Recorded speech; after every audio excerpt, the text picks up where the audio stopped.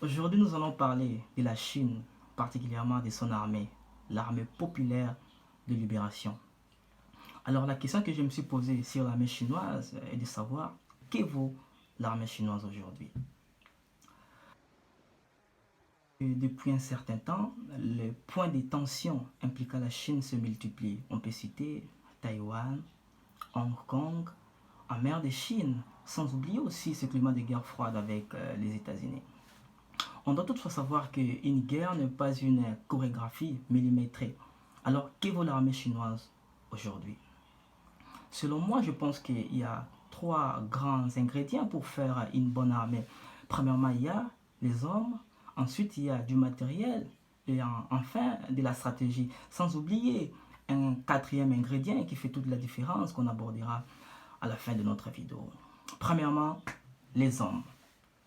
La Chine, avec ses 2 millions de militaires, ses 2 millions de soldats, dispose d'une puissance militaire démographique considérable qui la place avec l'Inde au sommet mondial, avec une particularité.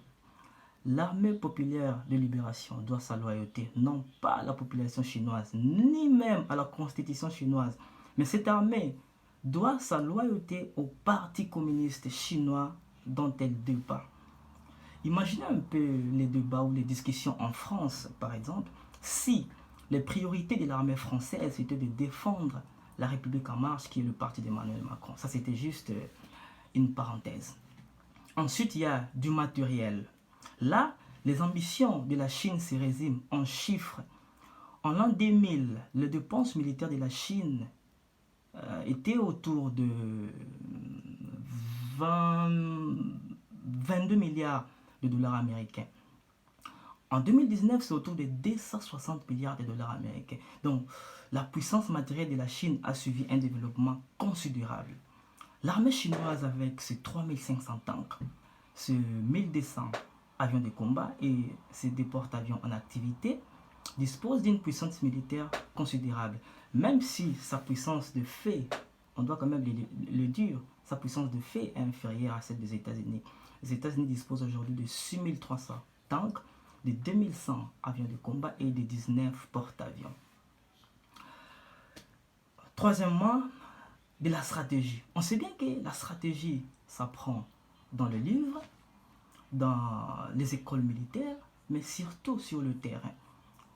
C'est le premier problème. Parce qu'en termes de conflit, la Chine a participé à un conflit ou à une guerre depuis 1979. C'était lors de la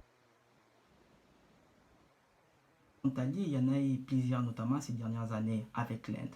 Donc on voit que l'armée chinoise n'a pas d'expérience militaire.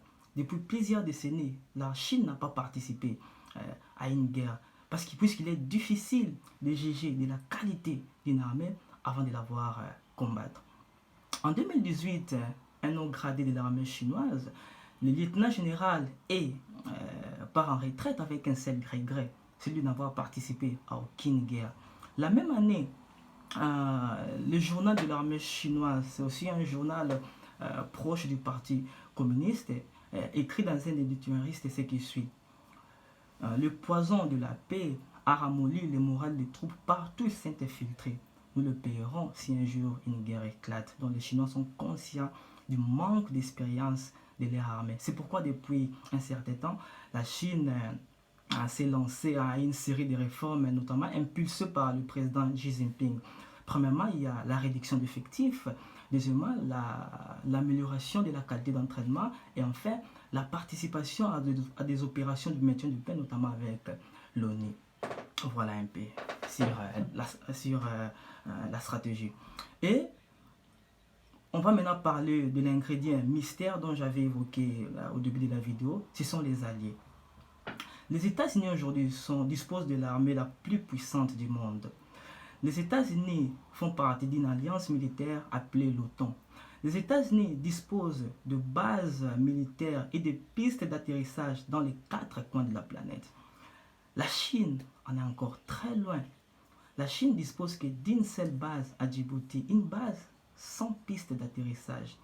La Chine n'a pas d'alliés sur lesquels ils pouvaient se reposer avec des contrats de défense et la possibilité d'acquérir ces avions de combat à l'étranger. Donc on voit que la Chine n'a que les territoires chinois et elle fait face à un environnement démographique compliqué, puisque c'est ce qu'on appelle la première chaîne d'îles, c'est-à-dire sur la façade maritime de la Chine, il y a la péninsule coréenne, notamment avec l'allié nord-coréen, mais quel allié?